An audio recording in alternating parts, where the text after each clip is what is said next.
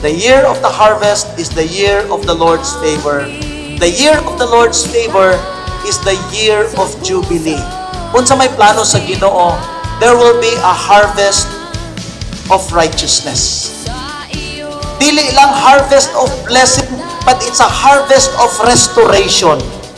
Dili lang harvest of restoration, but it is a harvest of redemption. Dili lang a harvest of redemption, but it is a harvest of reconciliation.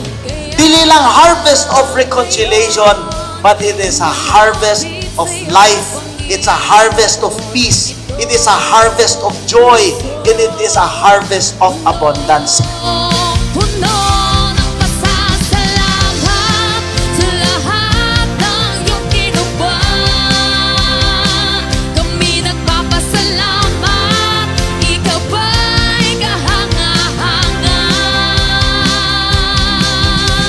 Hindi malilimutan ang biyayang dinaan.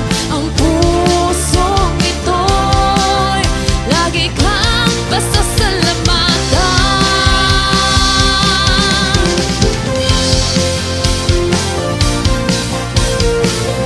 Tagaan kag harvest sa Ginoo, all kinds of crops, all kinds of good crops, all kinds of blessing, not only the material blessing, not only the emotional blessing, but also the spiritual blessings as children of the Lord.